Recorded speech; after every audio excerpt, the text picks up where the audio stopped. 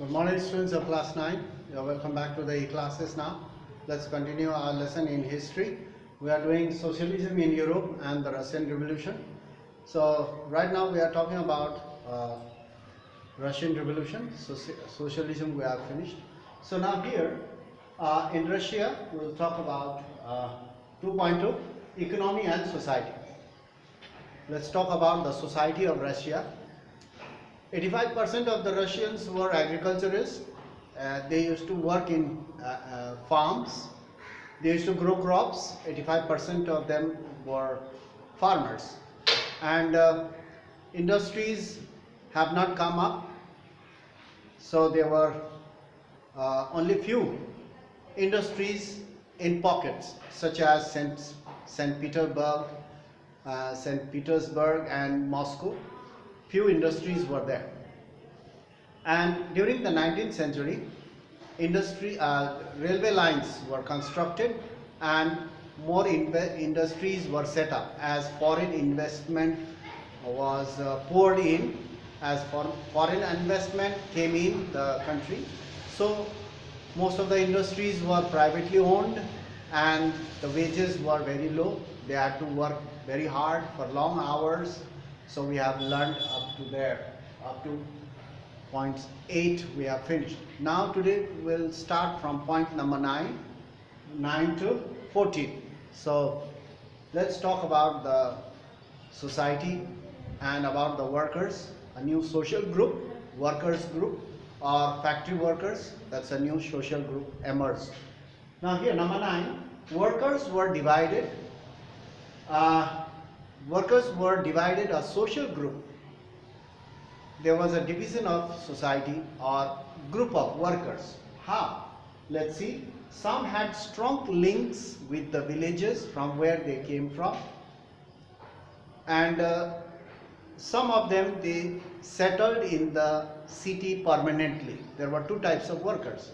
One who had a strong link with the villages from where they had come, and second type of workers, they settled in the city permanently. You can see that. Number 10, workers were divided by skill also, according to their talent and experience and skill. The workers were divided by skill. Metal workers who work in metal factory, metallurgy, you can say that. Metal workers considered themselves aristocrats. They thought themselves highly experienced, and they were considered themselves as top class or superior aristocrat among other workers. Why? Why? Because their work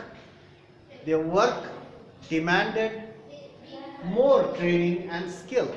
So the metal workers, they were very trained, skilled craftsmen, so they considered themselves higher than the other workers. So in this way, the workers were also divided according to their skill. Number 11, women made up of 31% of the factory labor force. Women also worked in the factory. 31% of the women workers were women. So they were the factory labor force, 31%. By 1914, they were paid less than men. Though they had to work hard throughout the day, they were paid less than the men. So now number 12, division among the workers showed themselves in manners and dress also. So according to the dress and manners, the workers were also divided. So you can see that there was a division of society in the workforce.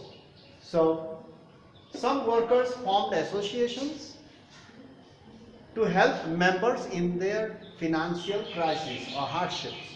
So the workers in some areas, in some factories, workers formed associations to help each other, to help their members during the time of hardships or when they are unemployed or during their financial hardships. Such associations were very few. So not many associations were there like this. Only few associations were there who helped each other. So in this way, point number 14, despite divisions, such lot of division, you can see that according to their skill and talent, according to their links with the villages, and some of them live permanently in the cities. According to that, and manners and skills and even their dress, the division was there among the workers. But even if that, in spite of all this, despite means even after, despite division, workers did unite among themselves to strike the work when they disagree with the employers. So in this way, you can see in the cities, the factories came up after the foreign investment, as well as the railway network was expanded. But the workers were divided a lot. But even if that happened, they were united during the time of disagreement with the employees for the strike. So, in the next video, we'll talk about in the countryside. What about the countryside? So far, we have talked about the cities and the industries. Most of the industries were located near the cities. So, we have talked about the cities. Now, in our next class, we'll talk about the society and the workers in the villages or in the countryside. In the countryside, about the economy and society in the countryside. We'll talk about that in the next class, and next class we'll learn about it. So that's all for today. Thank you very much for your watching. So keep on watching the videos. So don't waste your time, and don't miss the videos also. And while you are watching, you rotate the screen and increase the volume, brighten your screen so that you can understand, hear and see clearly. So that's all for today. We'll meet in the next class. Thank you for watching the video. So that's all.